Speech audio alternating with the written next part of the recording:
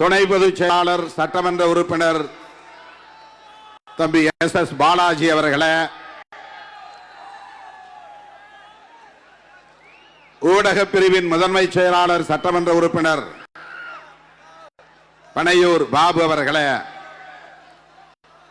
இந்நிகழ்வை தொகுத்து நெறிப்படுத்திக் கொண்டிருக்கிற சட்டமன்ற உறுப்பினரும் கட்சியின் துணை பொதுச் செயலாளருமான ஆலூர் ஷானவாஸ் அவர்களே, மாவட்ட செயலாளர்களின் சார்பில் அனைவரையும் வரவேற்று உரையாற்றி அமர்ந்திருக்கிற அரங்க தமிழ் ஒளி அவர்களே, இந்த விழாவை வெற்றிகரமாக ஒருங்கிணைத்திருக்கிற சிதம்பரம் நாடாளுமன்ற தொகுதிக்குட்பட்ட மாவட்ட செயலாளர்கள் LK மணவாளன், அறிவுடை நம்பி, வீர திராவிடமணி, பாரா நீதிவல்லல், மு செந்தில் இரா கதிர்வளவன், அங்கனூர் சிவக்குமார், ஆ கலையரசன், வழக்குரைஞர் ரத்தினவேல் ஆகிய தோழர்களே, இந்த நிகழ்வில் நம்முடைய அழைப்பை ஏற்று வருகை தந்து இந்த நிகழ்வுக்கு சிறப்பு சேர்த்திருக்கிற, பெருமை சேர்த்திருக்கிற, பானை சின்னம் கண்ட மாண்புமிகு அமைச்சர் அண்ணன் MRK பன்னீர்செல்வம் அவர்களே,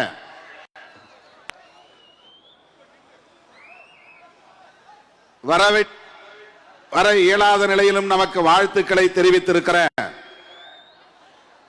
அரியலூர், பெரம்பலூர் பகுதிகளில் தேர்தல் பணி பொறுப்பேற்று பணியாற்றிய மாண்புமிகு அமைச்சர் SS சிவசங்கர் அவர்களே,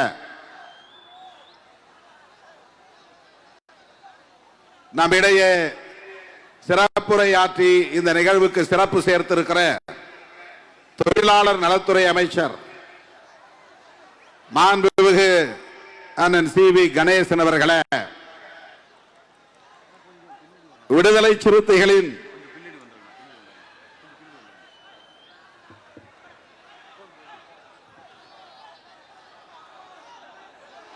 தம்பி அப்படியே அமைதியா இருங்க, அப்படியே இருங்க, உள்ள வர வேண்டாம், உள்ள வர வேண்டாம். தயவுசெய்து இவ்வளவு நேரம் கட்டுப்பாடு காத்ததை போல் இன்னும் ஒரு 10 நிமிஷம் கட்டுப்பாடு காக்க வேண்டாம். அப்படியே அப்படியே நில்லுங்க. பவுன்சர்களுக்கு நீங்க ஒத்துழைப்பு தரணும், உள்ள வேண்டாம். அதோட அப்படியே நில்லுங்க, அதோட நில்லுங்க. உங்களுடைய உணர்ச்சி பிரவாகத்திற்கு நன்றி. விடுதலை சிறுத்தைகள் இந்த அரசியல் களத்தில் தத்தி தத்தி நடைபெற தொடங்கிய காலத்திலிருந்து நம்முடைய விரல்களை பிடித்து வழிகாட்டிய பெருமைக்குரிய மூத்த அரசியல் தலைவர் இன்றைக்கு நாம் அங்கீகாரம் பெற்ற நிலையிலும் ஓடோடி வந்து உச்சி மோந்து நம்மை வாழ்த்தி இருக்கிற பெருமதிப்புக்குரிய அண்ணன் KS அழகிரி அவர்களே, உரையாற்றி விடைபெற்று சென்றிருக்கிற இடதுசாரிகளோடு எப்போதும் இணைந்தே பயணிக்க வேண்டும் விடுதலை சிறுத்தைகள் என்று தமது விருப்பத்தை வாழ்த்துறையாக வழங்கி விடைபெற்று சென்றிருக்க தோழர் K பாலகிருஷ்ணன் அவர்களே, பேராசிரியர் KM காதர் மொய்தீன் அவர்களின் சார்பாக இங்கே வருகை தந்து நம்மிடத்திலே உரையாற்றி அமர்ந்திருக்கிற தோழர் அப்துல் ரஹ்மான் அவர்களே,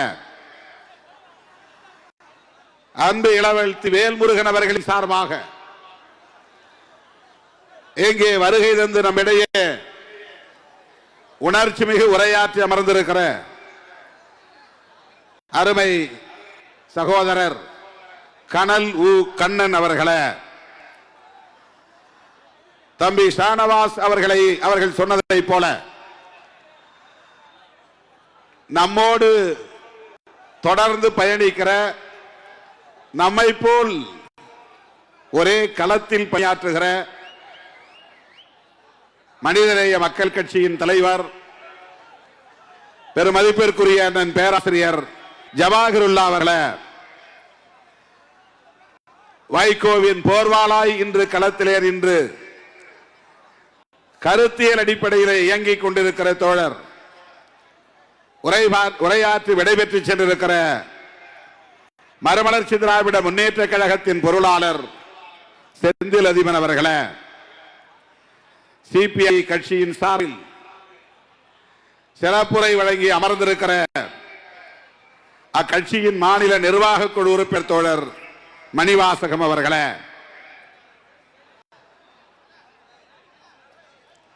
தமிழ்நாடு ஜமாத்துல் உலமா சபையின் தலைவர் மதிப்பிற்குரிய PA காஜா மொயினுத்தீன் பாக்கவி அவர்களே, மற்றும் இந்த நிகழ்வில் பங்கேற்று இதனை சிறப்பித்துக் கொண்டிருக்கிற மாநில மண்டல பொறுப்பாளர்களே, உள்ளாட்சி பிரதிநிதிகளே, மாவட்ட ஒன்றிய நகர நிர்வாகிகளே, கண்ணு கெட்டிய தூரம் வரையில் கடலென திரண்டிருக்கிற என் உயிரின் உயிரான விடுதலை சிறுத்தைகளே, உங்கள் அனைவருக்கும் என்னுடைய பணிவார்ந்த வணக்கத்தை தெரிவித்துக் கொள்கிறேன். இந்த துண்டறிக்கையில் வெளிச்சம் இல்லையா? அப்ப அங்கே இருந்து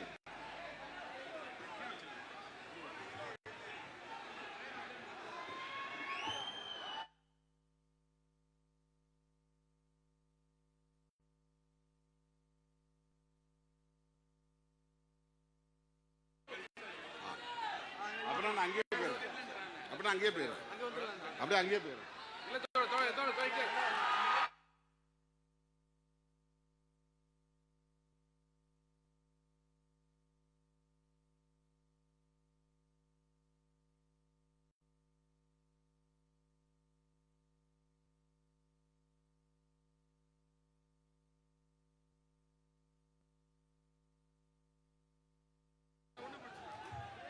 தோழர்களே, இந்த மைக் இன்னும் கொஞ்சம் சவுண்ட் அட்ஜஸ்ட் பண்ணுங்க. நீங்க யாரும் பின்னால் நிற்காதீங்க, போங்க, போய் உட்காருங்க ப்ளீஸ். நீங்க பின்னால் நின்னா எனக்கு பேச்சு வராது, போய் உட்காருங்க. இன்னும் சவுண்ட் கொடுங்க. ஹலோ ஹலோ, கேக்குதா? கடைசியா கேக்குதா? பேசுறது கடைசியா கேக்குதா? இந்த துண்டறிக்கையில் மொத்தம் 275 பெயர்கள் இருக்கின்றன. உட்கார்ந்து இந்த நேரத்தில் படிச்சு பார்த்தேன், எண்ணி பார்த்தேன். 275 பெயர்களையும் தனித்தனியே விழிக்க வேண்டும் என்ற ஆசைதான். ஆனால் விடிந்து போய்விடும். 5 மணிக்கு வந்தவர்கள் இருக்கிறீர்கள், 6 மணிக்கு வந்தவர்கள் இருக்கிறீர்கள். கணக்கு பார்த்தால் ஏறத்தாழ 4.5 மணி நேரம் 5.5 மணி நேரமாக இங்கே அமர்ந்திருக்கிறீர்கள். ஒரு ஆள் கூட கலையில. அதுவும் என் தம்பிகள் கால் கெடுக்க நிற்கிறார்கள், இருக்கைகள் இல்லாமல் இங்கே நிற்கிறார்கள். கால் கெடுக்க 5.5 மணி நேரமாக நிற்கிற உங்களுக்கு என்னுடைய நன்றியை தெரிவித்துக் கொள்கிறேன். இந்த மேடையில் நிற்கிறவங்களுக்கு நன்றி கிடையாது. அவங்க என் பேச்சை மீறி அடங்க மறுத்து மேடை ஒழுங்கை காக்க தவறி இருக்கிறார்கள். ஆனால் நீங்கள் கிழித்த கோட்டை தாண்டாமல் அந்த வரம்புக்குள்ளே நின்று 5.5 மணி நேரமாக இருக்கைகளில் அமர்ந்து வேறு எங்கும் கவனத்தை சிதறவிடாமல் தலைவர்கள் என்ன பேசுகிறார்கள் என்பதை பட்டினி கிடந்து கேட்டுக் கொண்டிருக்கிறீர்கள். இப்படி ஒரு இயக்கம் இந்தியாவில் விடுதலை சிறுத்தைகள் கட்சி தான் என்று சொல்லக்கூடிய வகையில் கட்டுப்பாடு மிகுந்த போராளிகள் கொண்டிருக்கிற ஒரு இயக்கம் விடுதலை சிறுத்தைகள் கட்சி. நான் தொண்டர்களை கொண்ட இயக்கம் என்று ஒருபோதும் சொன்னதில்லை. போராளிகளை கொண்ட இயக்கம் அல்லது தலைவர்களை கொண்ட இயக்கம். இந்த நேரத்தில் நான் எண்ணி பார்க்கிறேன், எனக்கு முன்னர் இந்த தொகுதியிலே வெற்றி பெற்ற நாடாளுமன்ற உறுப்பினர் மதிப்பிற்குரிய அண்ணன் முருகேசன் அவர்கள் காலமாகிவிட்டார். அவருக்கு இந்த நேரத்தில் லட்சக்கணக்கான விடுதலை சிறுத்தைகளின் சார்பில் எனது செம்மாந்த வீரவணக்கத்தை செலுத்துகிறேன். அண்ணன் அழகிரி அவர்கள் பேசும்போது சொன்னார், சுவாமி சகஜானந்தா, பெரியவர் இளைய பெருமாள், அந்த வரிசையிலே இன்றைக்கு திருமாவளவன் என்று இந்த வட்டாரத்தில் மக்களின் பேரன்பை பெற்ற வரிசையிலே இடம் பிடித்திருக்கிறார் என்று சொன்னார். அதற்கு முன்னால் முருகேசன் அவர்கள் இருந்திருக்கிறார், வள்ளல் பெருமான் அவர்கள் இருந்திருக்கிறார், தலித் எழில்மலை அவர்கள் இருந்திருக்கிறார்.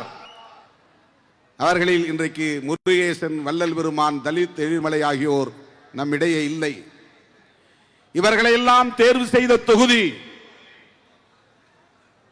திருமாவளவனையும் தேர்ந்தெடுத்திருக்கிறது. திராவிட முன்னேற்ற கழகத்தின் தளபதிகள் அண்ணன் தளபதி அவர்களின் போர்படை தளபதிகள் அண்ணன் MRK பன்னீர்செல்வம் அவர்களும் அண்ணன் சிவசங்கர் அவர்களும் நம்மோடு களத்தில் நின்று வசைமொழிகளை எல்லாம் தாங்கிக் கொண்டு, விமர்சனங்களை எல்லாம் பொறுத்து கொண்டு, இடர்பாடுகளை எல்லாம் கடந்து, பொருளாதார நெருக்கடிகளையும் சுமந்து, வெற்றி ஒன்றே இலக்கு என்று எண்ணி பாடாற்றியதன் விளைவாக, என் உயிரின் உயிரான விடுதலை சிறுத்தைகள் அவர்களோடு இணைந்து பணியாற்றியதன் விளைவாக, சுவாமி சகஜானந்தா போன்றவர்கள் இந்த மண்ணிலே ஏற்படுத்திய விழிப்புணர்வின் விளைவாக இன்றைக்கு திருமாவளவன் இந்த வெற்றியை பெற முடிந்திருக்கிறது. தேர்தல் ஆணையம் இந்த கட்சியை ஒரு மாநில கட்சியாக அங்கீகரித்து ஆணை பிறப்பித்தவுடன், அறிவிப்பு செய்தவுடன் செய்தியாளர்களை சந்தித்த போது நான் சொன்னேன், இந்த வெற்றியை சிதம்பரம் நாடாளுமன்ற தொகுதி தோழர்களுக்கு நான் காணிக்கையாக்குகிறேன். அதிலும் குறிப்பாக 1999 ஆண்டு நடைபெற்ற நாடாளுமன்ற பொதுத் தேர்தலின் போது, தேர்தல் வன்முறையின் போது ரத்தம் சிந்திய தோழர்களின் காலடியில் இந்த வெற்றியை, இந்த அங்கீகாரத்தை நான் காணிக்கையாக்குகிறேன் என்று சொன்னேன். அந்த உணர்ச்சி பிரவாகத்தோடு உங்கள் முன்னால் நிற்கிறேன். சிதம்பரம் தொகுதியிலும் விழுப்புரம் தொகுதியிலும் நாம் பெற்ற வெற்றி தான் நமக்கு இந்த அங்கீகாரத்தை தந்திருக்கிறது. திராவிட முன்னேற்ற கழகத்தின் பேர் ஆதரவுதான் நமக்கு இந்த வெற்றியை தந்திருக்கிறது. என்றாலும் கூட முதலாக பெருந்தலைவர், மக்கள் தலைவர் மூப்பனார் அவர்களின் நல்லாசியோடு இந்த களத்திலே நாம் காலடி எடுத்து வைத்த போது, களமிறங்கிய போது, கண்ணை கட்டி காட்டிலே விட்டதை போல எந்த திசை பக்கம் பயணிக்க வேண்டும் என்று கூட தெரியாத நிலையில், தேர்தல் வேலை செய்வதற்கு அரிச்சுவடி கூட கற்காத சூழலில் வன்முறைகளை எதிர்கொண்டோம், குருதி சிந்தினோம், குடிசைகளை இழந்தோம், தீ வைப்பிலே பல குடிசைகள் எரிந்து சாம்பலாயின. இந்திய அரசியல் வரலாற்றில் வேறு எந்த தொகுதியிலும் நடந்திராத அளவுக்கான தேர்தல் முறை வெறியாட்டம் சிதம்பரம் தொகுதியிலே தலைவிரித்தாடியது. தேர்தலில் தோற்று போவது கூட எனக்கு பெரிய துன்பத்தை தரவில்லை. ஆனால் எனக்காக வாக்களிப்பதற்கு அல்லும் பகலும் உழைத்த சிறுத்தைகள் களத்திலே வெட்டுப்பட்டார்கள், ரத்தம் சிந்தினார்கள். சைக்கிள் சின்னத்திற்காக வாக்களித்த மக்கள் பாதிப்புகளை அடைந்தார்கள், குடிசைகளை இழந்தார்கள், கண்ணீர் சிந்தினார்கள், அந்த சாம்பல் வாடையிலே உருண்டார்கள், புரண்டார்கள். அதை எண்ணி பார்க்கிறேன். கண்ணீர் வடித்தபடி நான் புதுதில்லிக்கு போனேன். KR நாராயணனை சந்தித்தேன். மூப்பனார் அவர்கள் அழைத்து சென்றார். அண்ணன் அழகிரி அவர்களும் உடன் இருந்தார். என் கண்ணீரை பார்த்த KR நாராயணன் அவர்கள் தோளில் தட்டி கொடுத்தார். இதையெல்லாம் எதிர்கொண்டுதான் ஆக வேண்டும் என்று தட்டி கொடுத்தார்.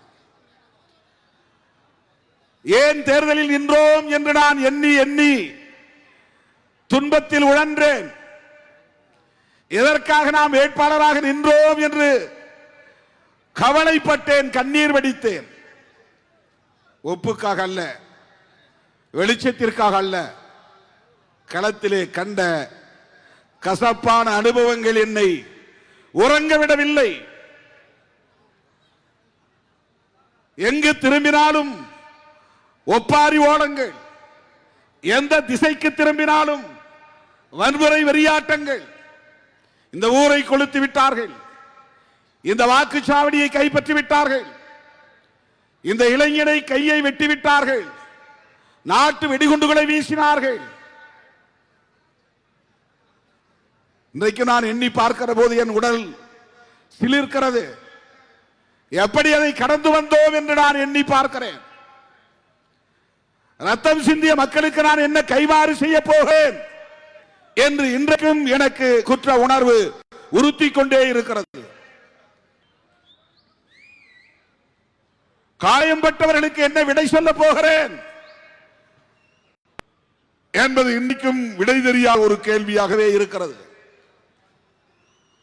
KR நாராயணன் அவர்களை பார்த்தோம், குடியரசுத் தலைவர்களை சந்தித்தோம் என்கிற ஒரு ஆறுதல் தான். இனிமேல் தேர்தல் களத்திற்கே வரக்கூடாது என்ற ஒரு வைராக்கியம் எனக்குள்ளே உருவானது.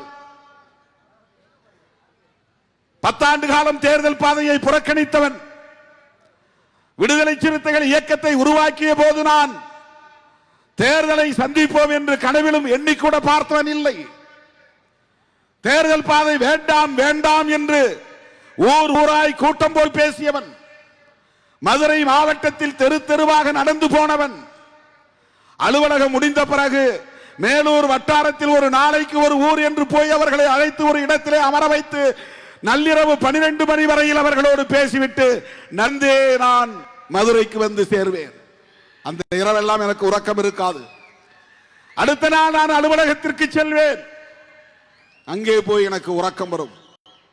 என்னுடைய இயக்குனர் கூப்பிட்டு என்னை எச்சரிப்பார். அப்படி 10 ஆண்டு காலம் ஓடி உழைத்தேன். எந்த கனவும் எனக்கு கிடையாது. சட்டமன்றம் போக வேண்டும், நாடாளுமன்றம் போக வேண்டும், பதவி சுகம் அனுபவிக்க வேண்டும், பொருளீட்ட வேண்டும், புகழீட்ட வேண்டும் என்கிற எந்த எண்ணமும் கிடையாது. மாவட்டத்திற்கு 100 இளைஞர்களையாவது அம்பேத்கரிய தொண்டர்களாக வளர்த்தெடுக்க வேண்டும், அவர்கள் போராளிகளாக வளர வேண்டும், அதற்காக இந்த வாழ்க்கையை ஒப்படைக்க வேண்டும் என்றுதான் எண்ணி நான் களமிறங்கினேன். 100க்கு 100 இது சத்தியமான வார்த்தைகள். 1999 இப்படியெல்லாம் நீங்கள் அரசியல் செய்து என்ன செய்ய போகிறீர்கள் என்று எனக்கு அறிவுரை சொன்னவர் மக்கள் தலைவர் மூப்பனார். என்னை அழைத்துக் கொண்டு போய் அங்கே விட்டவர் அண்ணன் KS அழகிரி அவர்கள். அப்படி நான் தள்ளிவிடப்பட்டவன். நீச்சல் தெரியாதவனை குளத்திலே தள்ளிவிடுவது போல் தேர்தல் அரசியல் தெரியாத என்னை தேர்தல் களத்தில் இடித்து தள்ளிவிட்டவர் பெருந்தலைவர் மூப்பனார், மக்கள் தலைவர் மூப்பனார். எப்படி அந்த வன்முறையை எதிர்கொள்வது என்று எனக்கு தெரியவில்லை. பாதிக்கப்பட்டவர்களுக்கு எப்படி ஆறுதல் சொல்லுவது, அவர்களை ஆற்றுப்படுத்துவது என்று தெரியவில்லை.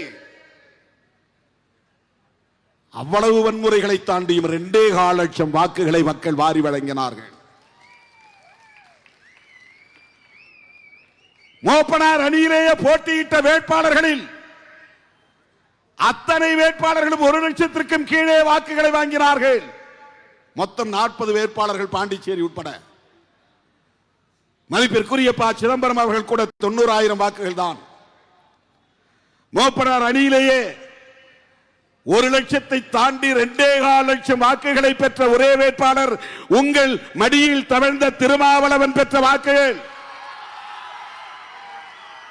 வன்முறைகளை தாண்டி, வாக்குச்சாவடிகளை கைப்பற்றியதை தாண்டி, கள்ள ஓட்டு போடப்பட்டதை தாண்டி நீங்கள் அள்ளி குவித்த வாக்குகள் மொத்தமே 3 லட்சம் வாக்குகள் என்றால் அதில் 2.25 லட்சம் வாக்குகளை இன்றைக்கு நாம் பெற்றோம். வேறு யாராவது அந்த வாக்குகளை பெற்றிருந்தால் இந்த நபர்தான் அடுத்த முதலமைச்சர் என்று ஊடகத்திலே தூக்கி கொண்டாடி இருப்பார்கள், தோளிலே தூக்கி வைத்து கொண்டாடி இருப்பார்கள். திருமாவளவன் பாவப்பட்ட ஒரு சமூகத்திலே பிறந்தவன், புறக்கணிக்கப்பட்ட ஒரு சமூகத்திலே பிறந்தவன், பின்புலம் இல்லாத ஒரு குடும்பத்திலே பிறந்தவன். அன்றைக்கு மக்கள் எனக்கு அளித்த அங்கீகாரம் 2.25 லட்சம் வாக்குகள். 1999 நாடாளுமன்ற பொது தேர்தலின் போது சிதம்பரம் தொகுதி மக்கள் வாரி வழங்கிய வாக்குகளின் எண்ணிக்கை 2.25 லட்சம். அதுதான் சமூக அங்கீகாரம். இது ஒரு இயக்கம், இது ஒரு அரசியல் இயக்கம், விளிம்பு நிலை மக்களுக்கான இயக்கம், புறக்கணிக்கப்பட்ட வஞ்சிக்கப்பட்ட மக்களுக்கான இயக்கம். அந்த 2.25 லட்சம் வாக்குகள் நமக்கு தந்த அங்கீகாரம் அது. ஆனால் எனக்கு அடுத்தடுத்து வருகிற கூடிய தேர்தலில் நிற்க வேண்டும் என்ற ஆசை இல்லை. அப்படி நான் பின்வாங்கினால் இந்த இயக்கத்தின் எழுச்சியை தடைபட்டு போகும். இந்த இயக்கத்தின் மீது வைத்திருக்கிற மக்களின் நம்பிக்கை தகர்ந்து போகும். ஏதோ ஒரு எதிர்பார்ப்பு இருக்கிறது. சுவாமி ஜெகஜானந்தா அவர்களை ஏற்றுக்கொண்ட இந்த தொகுதி மக்கள், பெரியவர்கள் இளைய பெருமாள் அவர்களை தூக்கி கொண்டாடிய இந்த மக்கள், KVS மணியை ஏற்றுக்கொண்ட இந்த மக்கள், திடுமென 10 நாள் இடைவெளியில் களத்திற்கு வந்த திருமாவளவனை ஏற்றுக்கொண்டார்களே, இது எப்படி? இது எனக்கான அங்கீகாரம் என்பதை விட இவர்கள் யாரோ ஒருவனை தேடிக்கொண்டிருக்கிறார்கள், ஏதோ ஒரு தலைவனை தேடிக்கொண்டிருக்கிறார்கள், யாரோ ஒருவன் நமக்கு வேண்டும் என்று தேடிக்கொண்டிருக்கிறார்கள். அப்படி ஒரு ஆளாக என்னை அவர்கள் பார்க்கிறார்கள் என்று நான் புரிந்து கொண்டேன். மக்களின் அந்த எதிர்பார்ப்புக்கு நான் தீனி போட வேண்டும் என்கிற அடிப்படையில் தான் மனம் ஒவ்வாமலேயே அடுத்தடுத்த தேர்தல்களில் நான் நிற்க நேர்ந்தது. ஒருபோதும் தோல்வியை கண்டு நான் துவண்டதில்லை, வருந்தியதில்லை, ஐயோ என்று நான் பதறியதில்லை. வாக்குப்பதிவு முடிந்து வாக்கு எண்ணிக்கை நடக்கிற இடத்திற்கு நான் போனதே இல்லை. அதை ஒரு பொருட்டாக நான் எடுத்துக்கொள்ளவே இல்லை. தேர்தல் முடிவுகளை தொலைக்காட்சிகளில் அறிவிக்கிற போது கூட ஆர்வமாக நான் போய் உட்கார்ந்ததை பார்த்ததில்லை. தம்பிகளாக பார்த்து வந்து சொன்னால் உண்டு, அவ்வளவுதான். எனக்கு அதில் ஆர்வம் கிடையாது. அப்படித்தான் இருந்தேன். ஆனால் சிதம்பரம் நாடாளுமன்ற தொகுதியை சார்ந்த மக்கள் என்ன எதிர்பார்க்கிறார்கள்? எதுவுமே நான் செய்யவில்லையே. அவர்களே செலவு செய்து விளம்பரம் எழுதினார்கள், அவர்களே செலவு செய்து சைக்கிளை தூக்கி கட்டினார்கள், அவர்களே விடிய விடிய விடிய என்று வரவேற்பு கொடுத்தார்கள். தமிழ்நாட்டிலேயே இந்தியாவிலேயே ஒரு தொகுதி விடிய விடிய விழாக்கோலம் பூண்டது என்றால் அது சிதம்பரம் நாடாளுமன்ற தொகுதிதான். 10 மணி என்கிற வரையறை கிடையாது. போலீஸ் வந்து சொன்னா கேஸ் போட்டுக்கையா, போயா, நாங்க என்ன ஜெயிக்க போறோம், கேஸ் போட்டுக்க. 11 மணி ஆச்சு, 12 மணி ஆச்சு, 1 மணி ஆனது, என்னை இறங்க விடவில்லை. ஊர் ஊராக இழுத்து கொண்டு போனார்கள். அப்படி நடந்தது 1999 ஆண்டு நடைபெற்ற நாடாளுமன்ற பொது தேர்தல். ஒரு விழாக்கோலமாக இருந்தது, பிறகு போர்க்களமாக மாறியது, அதுவே சமூக அங்கீகாரமாக மாறியது. அதனால்தான் சிதம்பரம் தொகுதி கடலூர் மாவட்டம் சிறுத்தைகளின் தாய்மடி என்று நான் திரும்ப திரும்ப சொல்லுகிறேன். இன்றைக்கு ஒரு மாவட்டத்தில் இருந்து மட்டும் இவ்வளவு பேர் திரண்டு வந்திருக்கிறீர்கள். இது மாநில அளவில் நடக்கிற மாநாடா அல்லது கடலூர் மாவட்டத்தின் சார்பில் நடக்கிற மாநாடா என்று சொல்லக்கூடிய வகையிலே பல்லாயிரக்கணக்கிலே திரண்டு வந்து இந்த நிகழ்ச்சியை சிறப்பித்துக் கொண்டிருக்கிறீர்கள். என் வாழ்நாள் முழுவதும் நான் நன்றி கடன் பட்டு இருக்கிறேன். கடலூர் மாவட்டத்து சிறுத்தைகளுக்கும் பொதுமக்களுக்கும் நான் நன்றி கடன் பட்டு இருக்கிறேன். ஆனால் ஒன்று, இதை நீங்கள் புரிந்து கொள்ள வேண்டும். விடுதலை சிறுத்தைகள் கட்சிக்கு ஒட்டுமொத்தமாக 100 விழுக்காடு இந்த விளிம்பு நிலை மக்கள் வாக்களித்தாலும் அது வெற்றிக்கு போதாது. அந்த வெற்றிக்கு ஜனநாயக சக்திகளின் ஆதரவும் தேவை. 3 லட்சம் வாக்குகள் இருக்கிறது இந்த ஒடுக்கப்பட்ட மக்களின் வாக்குகள் என்றால் அந்த 3 லட்சத்தையும் பெற்றால் வெற்றி பெற முடியாது. கூடுதலாக நமக்கு 1 லட்சம் அல்லது 1.5 லட்சம் வாக்குகள் தேவை. சிதம்பரம் தொகுதியிலே இதுவரையில் நான் 6 முறை போட்டியிட்டு இருக்கிறேன். 99, 2004, 2009, 2014, 2019, 2024. இதிலே முதல் முறை மூப்பனாரோடு போட்டியிட்டது. அது 3வது அணி. 2.25 லட்சம் வாக்குகள். வெற்றிக்கு வாய்ப்பில்லை.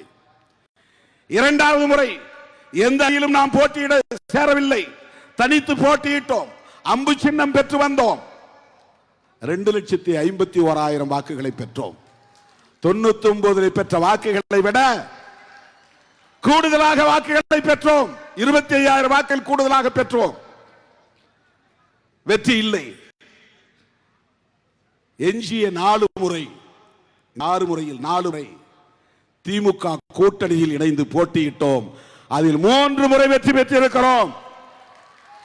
4 முறை திமுக கூட்டணியிலே நாம் இணைந்து போட்டியிட்டோம்.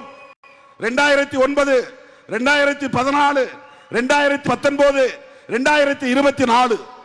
அதுல 2014 மட்டும்தான் திமுக கூட்டணி தோல்வி அடைந்தது. நாமும் தோற்றோம். 3 முறை இன்றைக்கு நாடாளுமன்றத்தில் அடியெடுத்து வைத்திருக்கிறோம் என்றால் திராவிட முன்னேற்ற கழகத்தின் நல்லாதரவின் அடிப்படையில் தான். கடந்த தேர்தலில் அண்ணன் தளபதி ஸ்டாலின் அவர்கள் இதே பகுதியில் பேசுகிற போது சொன்னார், ஒரு சிறுத்தையை வெற்றி பெற வைப்பதற்காக 2 சிங்கங்களை களத்தில் இறக்கி இருக்கிறேன்.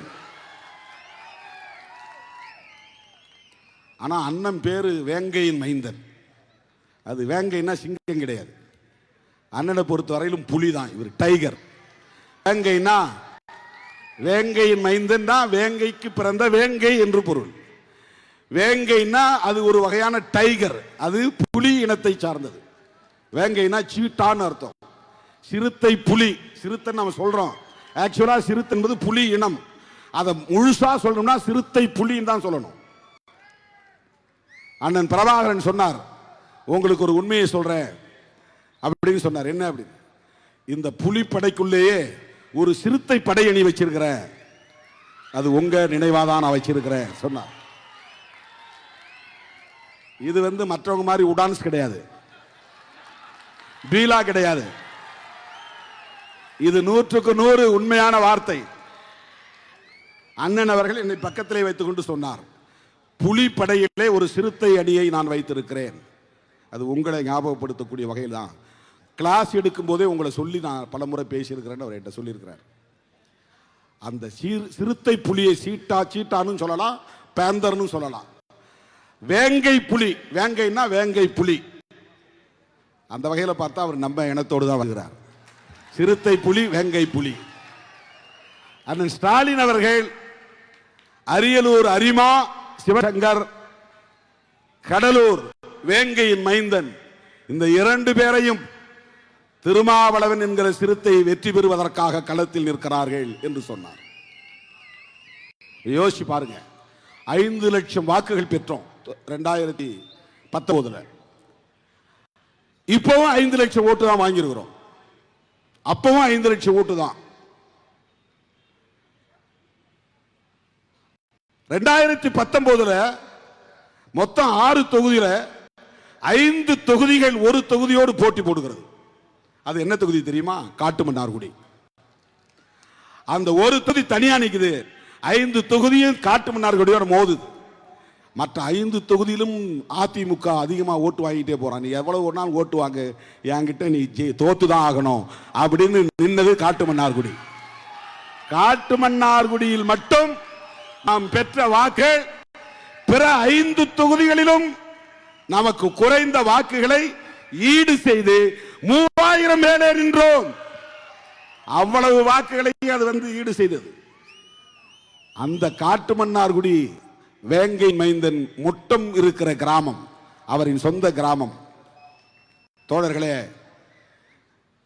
கடலூர் மாவட்டம் தாய்மட்டி என்று சொன்னால் காட்டுமன்னார்குடியை எப்படி சொல்லுவது? சிறுத்தைகளின் கருவறை என்றுதான் சொல்ல வேண்டும், கற்பக்கிரகம் என்றுதான் சொல்ல வேண்டும். 2019 5 லட்சம் வாக்குகள். இந்த தொகுதியில மொத்தம் தலித்துகள் 3லிருந்து 3.5 லட்சம் வாக்குகள் இருப்பார்கள். 3.5 லட்சம் வாக்குகள். 100 விழுக்காடு 3.5 லட்சத்தையும் வாங்கினாலும் கூட வெற்றி பெற முடியாது. அப்ப வெற்றி பெறுவதற்கு கூடுதலாக 1.5 லட்சம் வாக்குகள் தேவைப்படுகின்றன. அவ்வளவு வாக்கையும் நமக்கு வாரி வழங்குவதற்கு யார் காரணம்? திராவிட முன்னேற்ற கழகம். அண்ணன் தளபதி மு.க. ஸ்டாலின் அவருடைய தளபதிகள் அண்ணன் எம்.ஆர்.கே. பன்னீர்செல்வம் அவர்களும் அண்ணன் எஸ்.எஸ். சிவசங்கர் அவர்களும். இந்த அரசியலை நீங்க புரிஞ்சுக்கணும். இது பாராட்டுவதற்காக சொல்லுவதல்ல, முகஸ்துதிக்காக சொல்லுவதல்ல. இந்த கணக்குகளை புரிந்து கொள்ள வேண்டும். பல பேர் திடீரென அம்பேத்கரியவாதிகள் வருவான். ஏன் இவர் திமுகவோட இருக்கிறார், ஏன் இவர் அண்ணா திமுகவோட கூட்டணி போறாரு, ஏன் இவர் தனிச்சு நிக்க மாட்டார், தனிச்சு நின்னா நாம ஆட்சியை பிடிச்சிடலாமா? அதெல்லாம் பாடம். அது அரசியல் அரிச்சுவடி தெரியாதவர்கள் பேசுகிற பேச்சு. அரசியல் அரிச்சுவடி தெரியாதவர்கள் பேசுகிற பேச்சு. தலித் அல்லாதவர்கள் வாக்குகளை 1.5 லட்சம் வாக்குகள் கொண்டு வந்து நம்முடைய சின்னத்திலே போட வைப்பது என்பது ஒரு போராட்டம். ஏன்னா கட்சி தொடங்கின உடனே விஜயகாந்துக்கு தமிழ்நாடு முழுக்க கிளைகளை திறக்கிறாங்க. கட்சி தொடங்கின உடனே நண்பர் விஜய்க்கு எல்லா தரப்பிலிருந்தும் ஒரு ஆதரவு வெளிப்படுகிறது. நாம கட்சி தொடங்கின உடனே தலித் அல்லாதவர்கள் நம்ம எதிராக பார்க்கிற ஒரு உளவியல் இங்கே ஏற்கனவே கட்டமைக்கப்பட்டிருக்கிறது. திருமாவளவன் என்ன செய்தான், யாருக்கும் தீங்கு செய்தானா என்ற கேள்விக்கே இடமில்லை. திருமாவளவன் ஒரு தலித், அவ்வளவுதான். ஓட்டு போடாதே. இது இந்த தொகுதிக்கு மட்டுமல்ல, இந்தியா முழுவதும் இருக்கிற உளவியல். தலித்துகள் ஒருபோதும் சாதி பார்க்க மாட்டார்கள். தலித் அல்லாதவர்கள் எல்லாவற்றிலும் சாதி பார்த்துதான் முடிவெடுப்பார்கள், கவனமாக இருப்பார்கள். எஸ்சியா இருக்கிறவன் காங்கிரசுக்கு ஓட்டு போடுவான், இந்திரா காந்தின்னு பெயர் வைப்பான், நேருன்னு பெயர் வைப்பான், திமுகவுக்கும் வேலை செய்வான், அதிமுகவுக்கு வேலை செய்வான். யார் வேட்பாளர் என்ன சாதி பார்க்க மாட்டான். ஆனால் இந்தியா முழுவதும் எஸ்சி அல்லாத மக்களிடையே ஒரு பொது உளவியல் கட்டமைக்கப்பட்டிருக்கிறது. அதற்கு யாரும் இப்போது இருப்பவர்கள் பொறுப்பல்ல. காலம் காலமாக சனாதனம் அப்படி ஒரு உளவியலை இந்த சமூக கட்டமைப்பிலே நிறுவி இருக்கிறது. சனாதன தர்மம் அப்படி உருவாக்கி வைத்திருக்கிறது. அதனால் நாம போய் நின்னா வேண்டாம். இந்த உளவியலை தகர்த்து இங்க பேசினார் அண்ணன். ஒரு நிமிஷம் தான் பேசினார். எவ்வளவு பேர் கவனிச்சீங்கன்னு தெரியல. ஒரு 100,000 தடவை இந்த கருத்து சொல்லி இருப்பார். அதுக்கு என்ன பொருள் தெரியுமா? திருமாவளவன் 3 முறை வெற்றி பெற்றுட்டார். வெற்றி பெற்ற பிறகு இன்றைக்கு இந்த பகுதியில் அமைதி நிலவுகிறது. எல்லாம் சுதந்திரமா இன்னைக்கு வியாபாரம் பண்றான். காட்டு மன்னாருக்கு போறேன், கலர் கலரா லைட் எரியுது. இதெல்லாம் நான் திருமாவளவன் நான் போட வச்சான், காசா கொடுத்தான் திருமாவளவன். எப்படி அதெல்லாம் நடக்குது? ரொம்ப ஆழமான கருத்து அவர் சொல்றது என்னன்னா, விடுதலை சிறுத்தைகள் வந்தால், திருமாவளவன் வெற்றி பெற்றால் எஸ்சி மக்களை எல்லாம் வன்முறை திசை வழியிலே கொண்டு போய் விடுவார். நாள்தோறும் இங்கே சாதி சண்டை நடக்கும். பிற சாதி மக்கள் சுதந்திரமாக இருக்க முடியாது, விவசாயம் செய்ய முடியாது, தொழில் செய்ய முடியாது, வியாபாரம் செய்ய முடியாது, பிரச்சனை செய்வார்கள், நன்கொடை கேட்டு வந்து தொல்லை கொடுப்பார்கள், தினந்தோறும் சாதி கலவரம் நடக்கும். இப்படி ஒரு கருத்து வேகமாக பரப்பப்பட்டது, வேகமாக பரவியது. எந்த சாதிக்காரர்களாக இருந்தாலும் வணிகர்கள் பயந்தார்கள், எந்த சாதிக்காரர்களாக இருந்தாலும் விவசாயிகள் பயந்தார்கள், எந்த சாதிக்காரர்களாக இருந்தாலும் அரசு ஊழியர்கள் பின்வாங்கினார்கள். ஆனால் அந்த கருத்து மெல்ல மெல்ல மாறி இன்றைக்கு எல்லா சமுதாய மக்களும் திருமாவளவனை ஏற்றுக்கொள்ளக்கூடிய ஒரு நிலை வளர்ந்திருக்கிறது. அதுதான் இங்கே அண்ணன் அழகிரி அவர்கள் பேசியதும், அண்ணன் எம்.ஆர்.கே. அவர்கள் பேசியதும், அண்ணன் சி.வி. கணேசன் அவர்கள் பேசியதும் அதுதான். ஒரு காலத்தில் அப்படி தவறாக பிரச்சாரம் செய்யப்பட்டது. ஆனால் அப்படி நடந்ததா? திருமாவளவன் எம்பியான பிறகு ஒரு பாதுகாப்பு உணர்ச்சி நமக்கு ஏற்பட்டு இருக்கிறது. அதான் அவருடைய பிரச்சாரமே. அவர் பிரச்சாரமே அவ்வளவுதான். நீங்க ஓட்டு போடுங்க, ஒரு பிரச்சனையும் வர திருமாவளவனால. அவங்க தொண்டர்கள் அவர் சொல்றபடி கேட்பாங்க. உட்காருனா உட்காருங்க, நிற்குனா நில்லுன்னு நிற்பாங்க. அவங்க சொல்றபடி கேட்பாங்க. அவங்க எல்லாம் கொள்கை போராளிகளா வளருகிறார்கள். இதை இண்டோர் மீட்டிங்ல பேசுறார். டோர் டு டோர் போய் பேசினார், பொதுக்கூட்ட மேடைகளில் பேசினார். பல பேர் அவரை கடுமையாக விமர்சனமும் செய்தார்கள். சிவசங்கர் மேல கல்லே எடுத்து அடித்தார்கள், கட்டையை போட்டு மறித்தார்கள். அப்படிப்பட்ட நிலையில நம்முடைய கூட்டணியை சார்ந்தவர் அவர். அவருடைய வெற்றி திமுகவுக்கு கிடைத்த வெற்றி. அவர் மீதான விஷம பிரச்சாரம் தகர்க்கப்பட வேண்டும். தனிப்பட்ட முறையில் அவரோடு பழகுகிறோம், அவருடைய தொண்டர்களோடு பழகுகிறோம். அப்படி இல்லை, இதை முழுதாக உணர்ந்து முழுமையாக உள்வாங்கிக் கொண்டு மனப்பூர்வமாக தன்னோடு பணியாற்றக்கூடிய மற்ற தோழர்களையும் அப்படியே மேடையிலே பேசுவார். வண்டியில் போகும்போது நான் வர சொன்னேன், ஏன் வரல, ஏன் நீ லேட்டா வர, ஏன் இந்த ஏற்பாடு பண்ணல, ஏன் சும்மா வந்து நிக்கிற, எங்க சால்வ, ஏன் வரவேற்பு சிறப்பா இல்லை, திருமாவளவரை நாங்கள் அனுப்பிச்சு வைக்கிறோம்ல, நீ நின்று அங்கே வரவேற்கணும் இல்லையா? கடுமையா பப்ளிக்ல பொதுமக்கள் மத்தியில் கண்டித்து பேசியிருக்கிறார். இதெல்லாம் நாம் கற்றுக்கொள்ள வேண்டிய அணுகுமுறைகள்.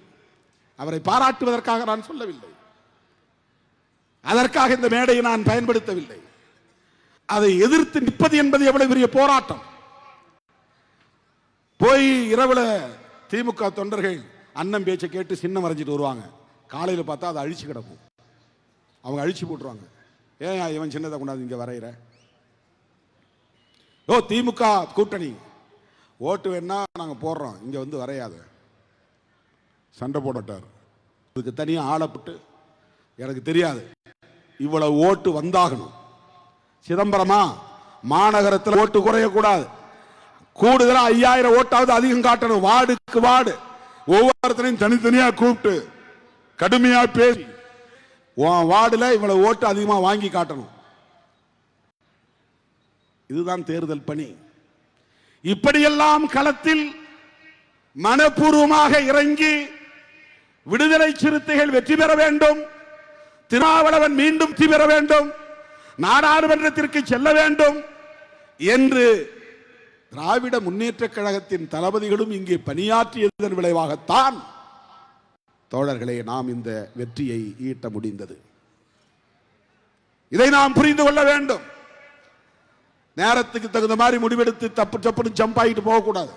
அப்படி ஒரு வெற்றி என்ன செய்ய போறோம்? நாம உடனே இந்த கூட்டணி வேண்டாம், அடுத்த கூட்டணி, அங்க போனா வரலாம், இங்க போனா வரலாம்.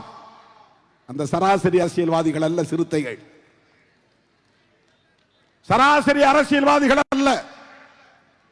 அப்படி களத்திலே 4 முறை திமுக கூட்டணியை போட்டியிட்டு 3 முறை நாம் வெற்றி பெற்றிருக்கிறோம். இதை நன்றி பெருக்கோடு இங்கே நான் பதிவு செய்ய கடமைப்பட்டு இருக்கிறேன்.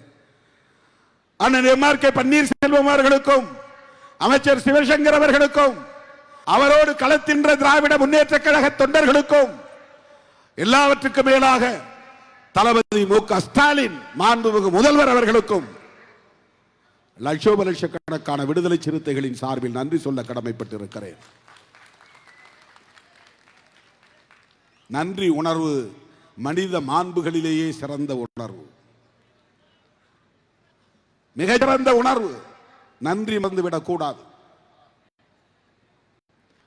எனதருமை தோழரே, இந்த சின்னத்தை பற்றி ஆலோசனை சொன்னார். அண்ணன் அதை சுருக்கமா சொல்லிட்டு அப்படியே கடந்து போயிட்டார். இந்த தேர்தலில் நாங்கள் நிற்கிற போது சிந்தனை செல்வன் அவர்கள் சொன்னதை போல ஒரு ஊசலாட்டம் தோழர்கள்லாம் சொன்னாங்க. தோழர் ரவிக்குமார் அவர்களும் ஒரு முறைக்கு 2 முறை சிந்தித்து முயற்சி முடிவெடுங்கள், வேண்டுமானால் நீங்கள் விழுப்புரத்தில் நில்லுங்கள், நான் சிதம்பரத்தில் போகிறேன், தோற்றால் கூட பரவாயில்லை, நீங்கள் வெற்றி பெற்றாக வேண்டும். என்னை விழுப்புரத்தில் நிற்க சொன்னார்.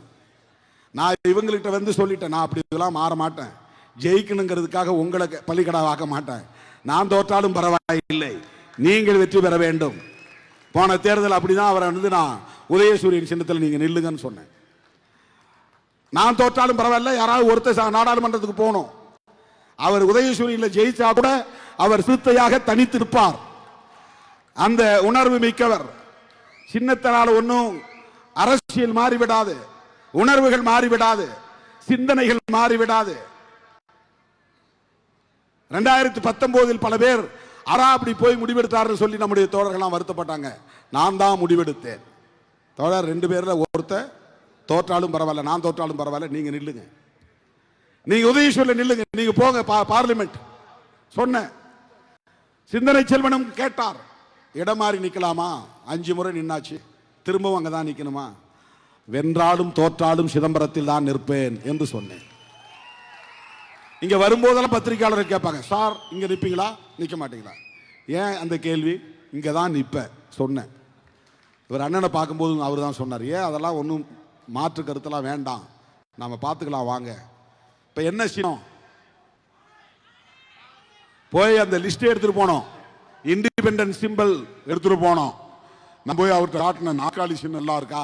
நாற்காலின்னா அதிகாரத்தின் குறியீடு, அது சிறப்பாக இருக்குமே, மக்கள்கிட்ட போய் ரீச் ஆகுமே அப்படின்னு நான் சொன்னேன். அவர் அமைதியாக இருந்தார். அப்புறம் எனக்கு பக்கத்தில் இன்னொரு சிம்பல் தெரிஞ்சுது, மேசை, டேபிள். இது கூட நல்லா தான் இருக்கு,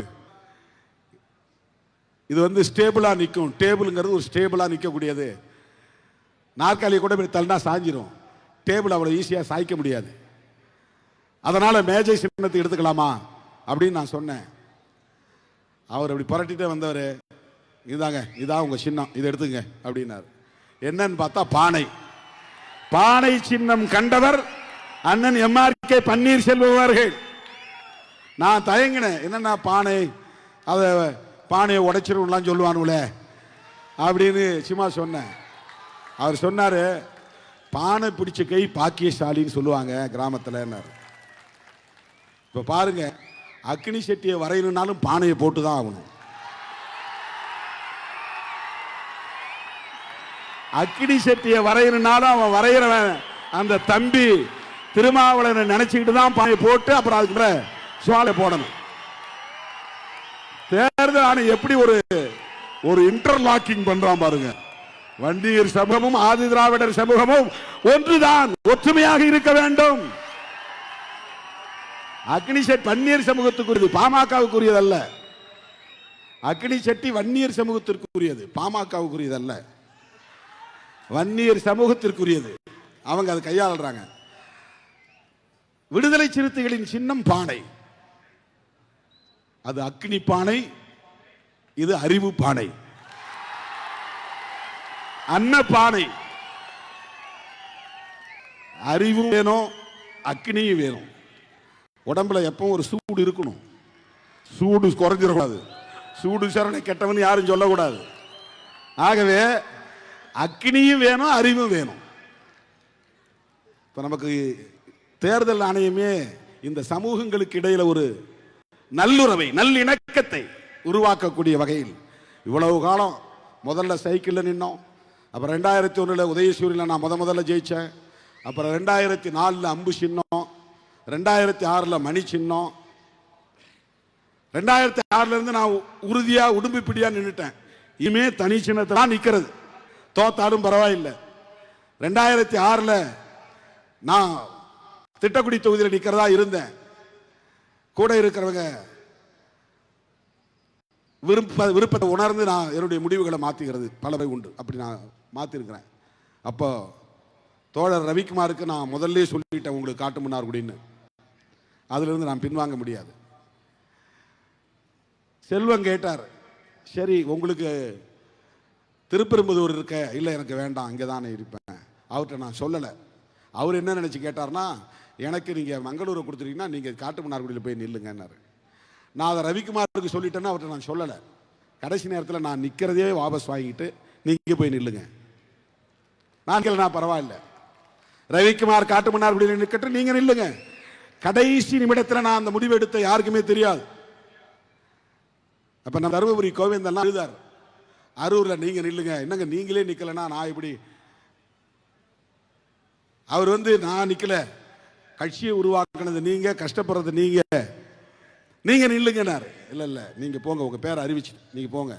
முகையோருக்கு சிந்தனை செல்வன் போங்க, சீர்காழிக்கு உஞ்சை அரசன் போங்க.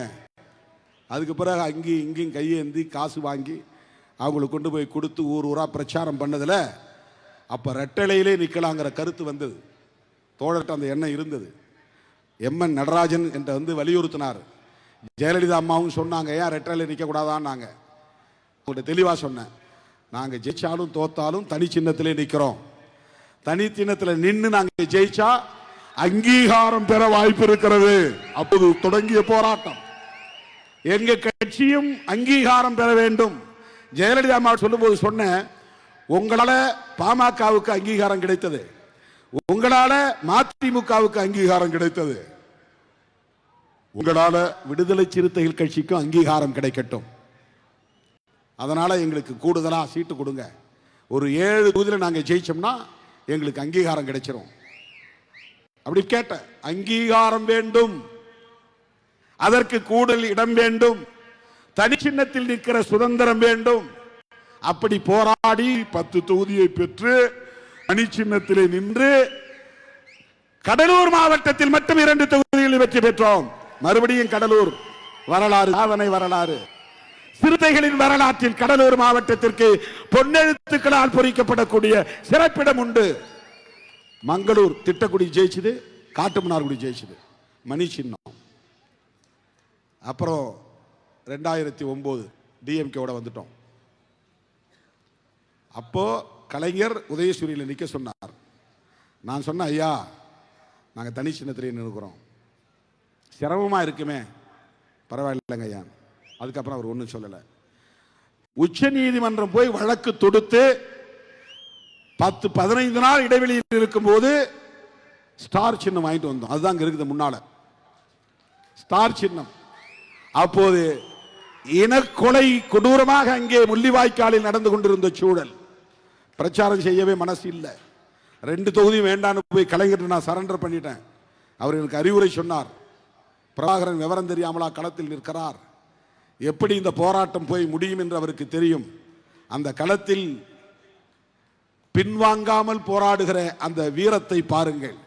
நீங்க எலெக்ஷனில் நிற்கிறது போய் இவ்வளவு தூரம் யோசிக்கிறீங்களே, நின்று ஜெயிச்சுட்டு அந்த மக்களுக்காக போய் நாடாளுமன்றத்தில் பேசுங்க, ஈழத் தமிழர்களுக்காக பேசுங்கள், நில்லுங்கள், வெற்றி பெறுங்கள் என்று பிரபாகரன் அவர்களை பாராட்டி நான் ரவிக்குமார் 2 பேர் தான் நிற்கிறோம். அண்ணன் தளபதி பக்கத்தில் நிற்கிறார்.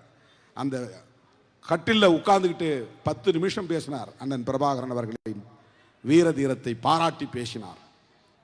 ராஜீவ் காந்தி எப்படி பிரபாகரனை பாராட்டினார் என்று எங்களிடத்தில் அன்றைக்கு சொன்னார். நான் இப்படியெல்லாம் வரலாற்றில் படிச்சதும் இல்லை, கேள்விப்பட்டதும் இல்லை. என்ன வீராதி வீரனாய் இருக்கிறார் பிரபாகரன் என்று ராஜீவ் காந்தியை பாராட்டினார். அப்படிப்பட்ட ஒரு வரலாற்றுக்கு சொந்தக்காரர் பிரபாகரன் என்று கலைஞர் அன்னைக்கு என்கிட்ட நான் வேண்டான்னு சரண்டர் பண்ணும்போது சொன்ன வார்த்தை. ரவிக்குமார் அதற்கு சாட்சியம் சொன்னார். அதை நான் கட்டுரையாவே எழுதியிருக்கிறேன். அப்படி அந்த தேர்தலே நம் உதய ஸ்டாரில் நின்று ஜெயிச்சோம். 2009க்கு பிறகு 2011 திமுக கூட்டணி மெழுகுவர்த்தி சின்னம் என்று கருதுகிறேன். 2014 திமுக கூட்டணி மோதிரம் சின்னம். கலைஞர் இங்க மேடையில் பேசினார் சிதம்பரத்தில், திருமாவளவன் வெற்றி பெற வேண்டும், அவருக்கு நான் திருமணம் செய்து வைப்பேன், அந்த உணர்வோடு இந்த கணையாழியை அவருக்கு வெற்றி பரிசாக தாருங்கள் என்று அந்த மேடையிலே பேசினார். 2016 தனியே நிற்க வேண்டிய சூழல் வந்தது. மறுபடியும் மோதிரம் சின்னத்திலே நின்றோம். மணி சின்னம், மெழுகுவர்த்தி சின்னம், மோதிரம் சின்னம். பிறகு 2019 நான் மட்டும் பானை சின்னம். 2லும் வெற்றி பெற்றோம்.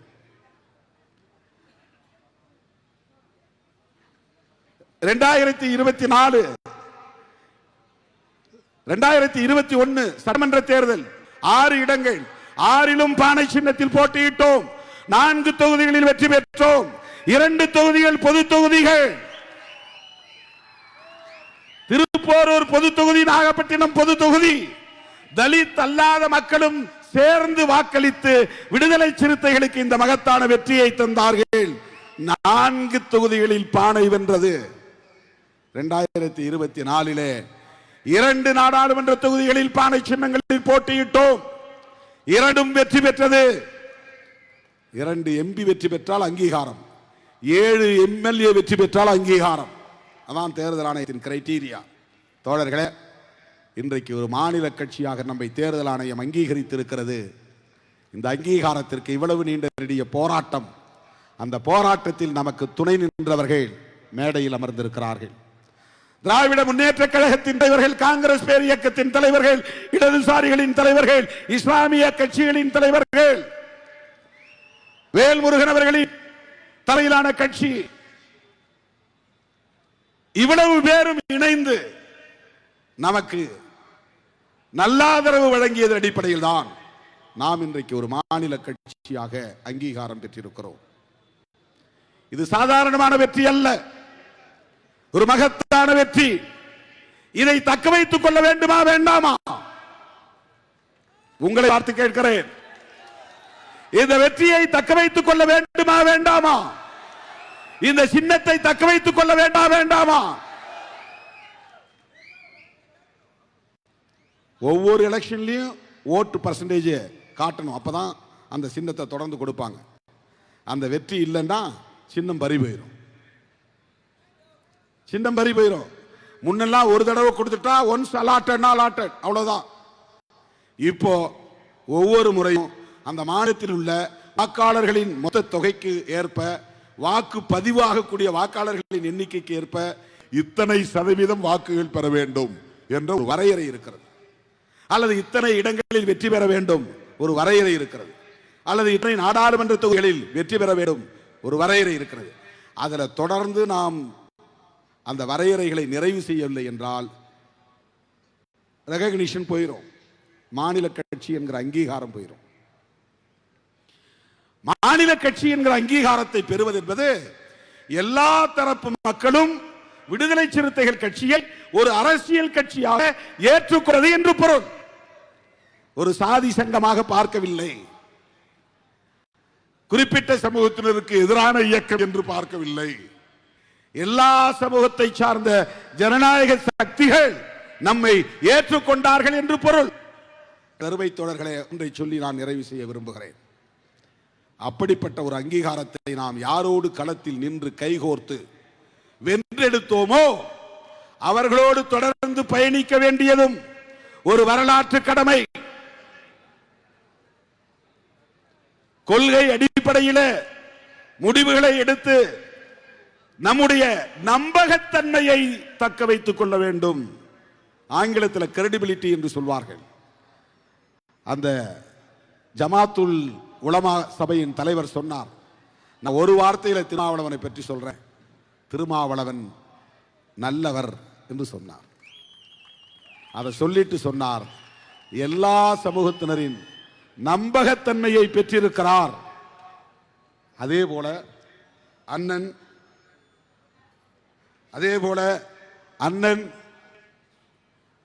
அழகிரி அவர்கள் சொன்னார், நம்பகத்தன்மை, இவரை நம்பலாம், இவர் தன்னுடைய நலனை முன்னிறுத்தி கூட்டணிக்கு எதிராக போய்விட மாட்டார் என்று நம்பலாம். அதை கடந்த காலங்களில் நாம் நிரூபித்து காட்டியிருக்கிறோம்.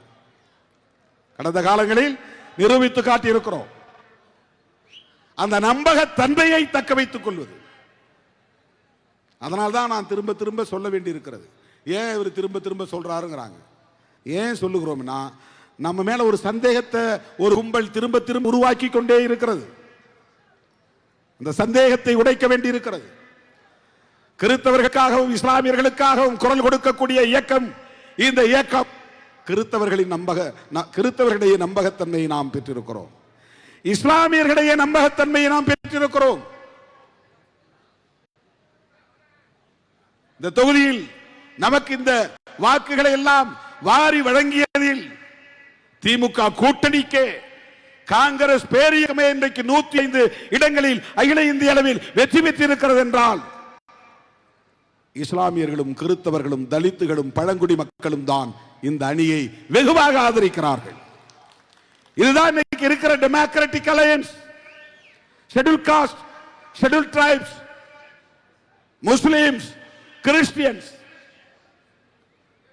இந்த 4 சமூக தொகுதிகள் தான் அகில இந்திய அளவிலே ஜனநாயக தொகுதியாக காங்கிரசின் தலைமையிலான இந்தியா கூட்டணியையும் திமுக தலைமையிலான மதசார்பற்ற முற்போக்கு கூட்டணியையும் தொடர்ச்சியாக வெற்றி பெற வைக்கிறது. போன முறை 55 இடத்துல இருந்த காங்கிரஸ் இந்த முறை 105 இடத்துக்கு வந்துருச்சு. இந்த வெற்றிக்கு யார் காரணம்?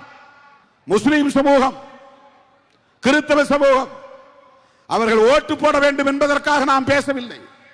நாம் எப்படி அரசமைப்பு சட்டத்தை உயர்த்தி பிடிக்கிறோமோ அப்படி செல்லும் இடமெல்லாம் ராகுல் காந்தியும் காங்கிரஸ் தலைவர்களும் அரசமைப்பு சட்டத்தை பாதுகாப்போம் என்கிறார்கள். வக்ஃப் திருத்த சட்டத்தை கொண்டு வந்திருக்கிறார்கள் இஸ்லாமியர்களை பலவீனப்படுத்த. ஆனால் உண்மையில் அரசமைப்பு சட்டத்தை நீர்த்து போக செய்வதற்காகத்தான். இதுதான் அம்பேத்கரிய பார்வை, இதுதான் பெரியாரிய பார்வை, இதுதான் சிறுபான்மை மக்களின் பார்வை, இதுதான் இந்தியா கூட்டணியின் பார்வை, இதுதான் அண்ணன் தளபதி ஸ்டாலின் அவர்களின் தலைமையிலான மதசார்பற்ற முற்போக்கு கூட்டணியின் பார்வை. சனாதன சக்திகளை இந்த மண்ணில் வேரூன்றி விடக் கூடாது, விரட்டி அடிக்க வேண்டும். அதில் அண்ணன் தளபதி ஸ்டாலின் உறுதியாக இருக்கிறார். அவருக்கு ஊசலாட்டம் இருந்திருந்தால் நம்மோடெல்லாம் அவர் தொடர்ந்து கைகோர்த்து பயணிக்க வாய்ப்பில்லை. அவர் பெரியாரின் மடியில் தவழ்ந்தவர், அண்ணாவின் அரவணைப்பில் வளர்ந்தவர், கலைஞரின் வழிகாட்டுதலில் வளர்ந்தவர்.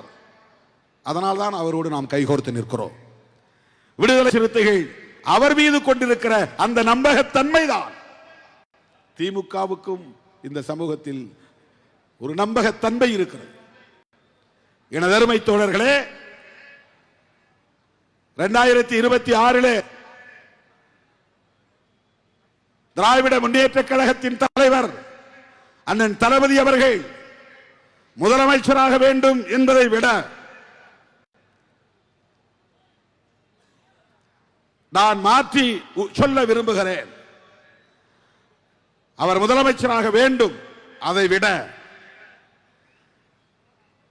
குறுக்கு வழியிலே, கொல்லைப்புற வழியிலே அதிமுக தோளிலே சவாரி செய்து இந்த மண்ணில் மதவெறி அரசியலை வளர்த்தெடுப்பதற்கு உத்திகளை வகுத்துக் கொண்டிருக்கிற பாஜக உள்ளிட்ட சனாதன சக்திகள் வலிமை பெற்றுவிடக் கூடாது. அதை வீழ்த்த வேண்டிய பொறுப்பு விடுதலை சிறுத்தைகளுக்கு இருக்கிறது என்ற நம்பிக்கையோடு நாம் களம் காண்போம். இது யாருக்கு இந்த பொறுப்பு இருக்கிறது இல்லையோ, யாரால் முடியுமோ முடியாதோ, இந்த பொறுப்பு விடுதலை சிறுத்தைகளுக்கு இருக்கிறது என்பதை நாம் உணர்ந்து கொள்ள வேண்டும். வீழ்த்த வேண்டிய பொறுப்பு, விரட்டி அடிக்க வேண்டிய பொறுப்பு, சனாதன சக்திகளுக்கு இந்த மண்ணிலே இடமில்லை என்பதை உறுதிப்படுத்த வேண்டிய பொறுப்பு என் உயிரின் உயிரான விடுதலை சிறுத்தைகளுக்கு உள்ளது. அப்படித்தான் நாம் ஒரு சேலஞ்சாக, சவாலாக இந்த தேர்தலை எதிர்கொள்ள போகிறோம். யாரால் பாஜக அணி தோற்றது என்று வரலாறு எழுதுவார்களே, ஆனால் சிறுத்தைகள் அப்போதே சவாலாக இதை ஏற்றுக்கொண்டார்கள். சிறுத்தைகளால் அவர்கள் வீழ்ந்தார்கள் என்று வரலாறு பதிவாக வேண்டும். இது நாம் மேடைக்காக பேசவில்லை, ஏற்கனவே சாதித்து விட்டு தான் பேசுகிறோம். கடந்த நாடாளுமன்ற சட்டமன்ற பொது தேர்தலில் திமுக அணியில் போட்டியிட்ட ஒவ்வொருவரும் மனப்பூர்வமாக சொன்ன வார்த்தை, திருமாவளவன் நாங்கள் வாக்கு பெட்டி எண்ணிக்கொண்டு வருகிற போதே பார்க்கிறோம், இவிஎம் பெட்டி எடுக்க எடுக்க உங்க பகுதி விசிகாய் இருக்கிற பகுதி வருகிற போதுதான் 400 வாக்குகள் மொத்தம் என்றால் 300 வாக்குகள் சூரியனே விழுகிறது, 350 வாக்குகள் இடதுசாரி கட்சிகளின் சின்னங்களில் விழுகிறது, காங்கிரசின் கைகளில் விழுகிறது. கொத்து கொத்தாக சிறுத்தைகளின் வாக்குகள் இந்த கூட்டணியில் விழுந்தன, சிறுத்தைகள் இடம்பெறும் அணிக்கு விழுந்தன. ஏற்கனவே அதை நாம் வரலாறாக பதிவு செய்திருக்கிறோம். ஆக இன்னும் நம்பிக்கை இருக்கிறது. 2026 நம்மால் இதே போல ஒரு மகத்தான வரலாற்று சாதனையை படைக்க முடியும். மதவாத அரசியலை உயர்த்தி பிடிக்கிற கும்பலை விரட்டி அடிக்க முடியும். அவர்களை தோளில் சுமக்க வேண்டாம் என்று அதிமுகவுக்கு, அதுவும் ஒரு திராவிட கட்சி என்கிற நம்பிக்கையின் அடிப்படையில் ஒரு வேண்டுகோளாகத்தான் வைக்கிறோம், அறிவுரையாக சொல்லவில்லை. கூட்டணியில் சேர்கிற கட்சிகளை நீர்த்து போக செய்கிற உத்திகளை கையாளுகிற ஒரு அரசியல் இயக்கம்தான் பாரதிய ஜனதா கட்சி. முதல்ல திமுகவை வீழ்த்தாது, அதிமுகவை கரைய வைக்கும். அப்படி ஒரு நிலை அதிமுகவுக்கு வந்துவிடக்கூடாது என்ற கவலை. உங்கள் ஓட்டை அவர்கள் வங்கி எங்கள் ஓட்டு இது என்றவர்கள் சொல்லி உங்களை பின்னுக்கு தள்ளுகிற அரசியல் எதிர்காலத்தில் நிகழ்ந்துவிட வேண்டாம்.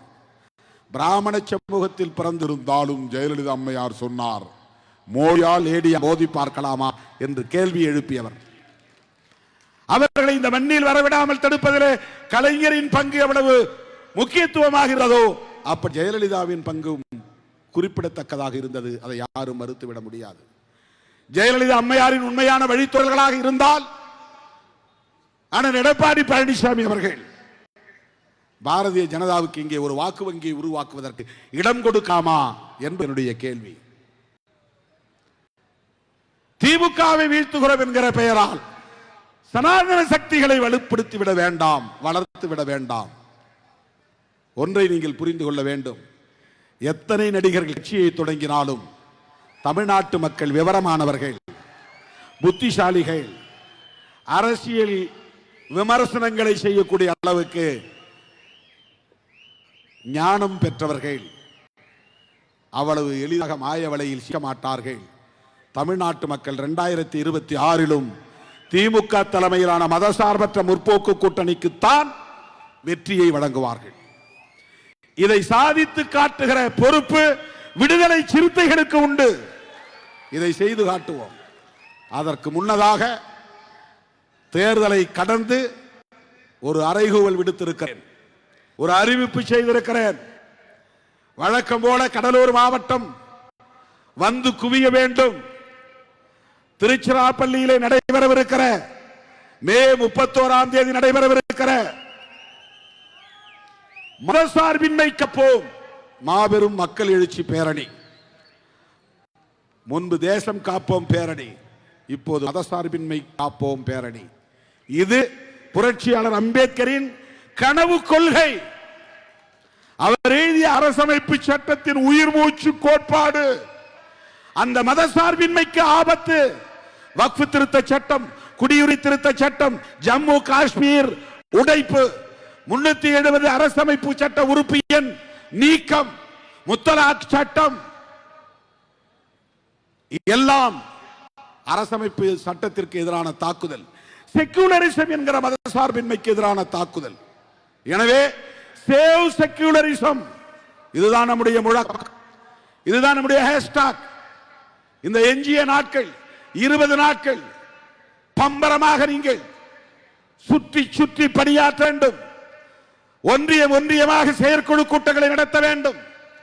நீலச்சட்டை அணிந்து வர வேண்டும். பெண்கள் அவர்களுக்கான சீருடையை ஏற்கனவே அறிமுகப்படுத்தி இருக்கிறோம். அந்த சீருடையில் வர வேண்டும். வாய்ப்புள்ள தோழர்கள் அம்பேத்கரை போல நீலம் நீளம் அணிந்த கோட்டு சூட்டோடு வர வேண்டும். நான் நீலச்சட்டை கோட் சூட்டு வரப்போகிறேன். நீல பேண்ட், நீல கோட்டு, வெள்ளை சட்டை, சிவப்பு டை. ஆனால் முறுக்கிய மீசை அம்பேத்கர் போல அல்ல. அது அம்பேத்கர் ஸ்டைல், இது சிறுத்தைகளின் ஸ்டைல். எனவே நாளைக்கே நீங்க எல்லாம் டைலரை போய் பார்க்கணும். வாய்ப்புள்ளவங்களாம் கோட் சூட்டோட வரணும். 10,000 அம்பேத்கர்கள் திருச்சி மாநகரத்தில் நடந்தார்கள் என்று சொல்லக்கூடிய வகையில் ரவிக்குமார் அவர்களும் சரி, சிந்தனை செல்வன் அவர்களும் சரி, வாய்ப்புள்ளவர்கள் எல்லாம் கோட்டு சூட்டோடு வர வேண்டும். மே 31 இந்தியாவை திருச்சியை நோக்கி, தமிழ்நாட்டை நோக்கி திரும்பி பார்க்க வைக்கிற ஒரு மகத்தான மக்கள் அணிவகுப்பு, மக்கள் படை அணிவகுப்பு. எதற்காக? 2026 தேர்தலுக்காக அல்ல, பேரம் பேசுவதற்காக அல்ல, எங்கள் சக்தி இதுதான் என்று காட்டுவதற்காக அல்ல, சனாதன கும்பலுக்கு எச்சரிக்கை விடுப்பதற்காக. நீங்கள் நினைப்பது போல் தமிழ்நாடு இளிச்சவாயர்களின் தேசம் இல்லை. இது பெரியார் மண். இது புரட்சியாளர் அம்பேத்கரின் அரசியலால் பக்குவப்படுத்தப்பட்ட மண். பெரியாரின் உற்ற நண்பர், உயிர் நண்பர் புரட்சியாளர் அம்பேத்கரின் அரசியலால் பதப்படுத்தப்பட்ட, பக்குவப்படுத்தப்பட்ட மண். இடதுசாரி அரசியலால் பண்படுத்தப்பட்ட மண். சிறுபான்மையினரின் மாண்புகளால் பாபர் மசூதி இடிக்கப்பட்ட போது வட இந்திய மாநிலங்கள் எல்லாம் இந்து முஸ்லிம் கலவரம் வந்துச்சு. தமிழ்நாடு மட்டும்தான் அமைதி பூங்காவாக இருந்தது. அதற்கு இஸ்லாமியர்களின் மாண்பும் ஒரு காரணம், இந்துக்களின் பண்பாடும் ஒரு காரணம். இந்துக்கள் நல்லவர்கள். இந்துத்துவ அஜெண்டாவை பேசுகிற பிஜேபி ஆர்எஸ்எஸ் இந்துக்களுக்கே ஆபத்தானவர்கள், இந்து சமூகத்திற்கே ஆபத்தானவர்கள். நாம் எதிர்ப்பது இந்துத்துவ ஆன்மீக அரசியலை அல்ல, பிஜேபியின் இந்துத்துவ நச்சு அரசியலை எதிர்க்கிறோம். இந்துத்துவ ஆன்மீகம் என்பது வேறு, இந்துத்துவ அரசியல் என்பது வேறு. பிஜேபி ஆர்எஸ்எஸின் மக்கள் விரோத அரசியலை எதிர்க்கிறோம். நடராஜரின் மீது நம்பிக்கை வைத்திருக்கிற மக்கள் நாங்கள் விமர்சிக்கவில்லை. பாருங்க, நடராஜர் நமக்கு எவ்வளவு பெரிய துணை செய்திருக்கிறார். நேற்றைக்கு முதல் நாள் இந்த இடத்துல சரியான மழை. இப்ப சிந்தனை செல்வி சொன்னார் சேத்திய தோப்புல மழைன்னு. நான் சொன்னேன், நாம இங்க இருக்கிறவர்களும் மழை வராது, இயற்கை நமக்கு துணை நிற்கும். நம்ம நந்தனோ நடராசனோ யாரோ நமக்கு துணை இருக்கிறார்கள். தில்லை நடராசனோ அல்லது திருநாளை போவார் நந்தனோ நமக்கு துணை இருக்கிறார்கள். நான் ஏறி வண்டியில உட்கார்ந்த பிறகுதான் மழை வரும். எல்லா இடங்களிலும் அப்படிதான். சேலத்தில் மட்டும்தான் நாம் நிகழ்ச்சி நடக்கும் போதே மழை பெய்தது, என்னால் பேச முடியாம போச்சு. இதுவரையிலும் மழை பெய்வதற்கான எல்லா சூழலும் அமைந்து நம்ம நிகழ்ச்சி முடிஞ்ச பிறகுதான் மழை பெய்யும். தோழர்களே, இந்த மகத்தான விழாவில் நன்றி சொல்லுகிற விழாவாக நாம் நடத்துகிற இந்த நிகழ்வில் நம்முடைய அழைப்பை ஏற்று வருகை தந்த மாண்புமிகு அமைச்சர்கள் உள்ளிட்ட அனைத்து தலைவர்களுக்கும் உங்களின் சார்பில் இந்த நேரத்தில் நான் நெஞ்சார்ந்த நன்றியை தெரிவித்து, மண்டல வாரியான சந்திப்புகளுக்கு நான் 8ஆம் தேதி சென்னையிலும் 10ஆம் தேதி வேலூரிலும் 13ஆம் தேதி திருச்சி மதுரை திருச்சியிலும் 14ஆம் தேதி சேலம் கோவையிலும் 15ஆம் தேதி விழுப்புரத்திலும் பங்கேற்க இருக்கிறேன். 31ஆம் தேதிக்கு தயாராகுங்கள். திருச்சி மாநகரம் மட்டுமல்ல, தமிழ்நாடே குலுங்கட்டும், அந்த பேரணி இந்திய அரசியலின் கவனத்தை ஈர்க்கட்டும் என்பதை சொல்லி என்னுடைய அழைப்பை ஏற்று வருகை தந்த அத்தனை பேருக்கும் இந்த நேரத்தில் நான் எனது நெஞ்சார்ந்த நன்றியை தெரிவித்து, வாக்களித்த சிதம்பரம் விழுப்புரம் நாடாளுமன்ற தொகுதி மக்கள் அனைவருக்கும் அங்கீகாரத்தை ஈட்டி தந்த ஜனநாயக சக்திகள் யாவருக்கும், சிறுபான்மையினர் உள்ளிட்ட யாவருக்கும், லட்சோப லட்சக்கணக்கான விடுதலை சிறுத்தைகளின் சார்பில் மீண்டும் ஒருமுறை நெஞ்சார்ந்த நன்றியை தெரிவித்து விடைபெறுகிறேன்.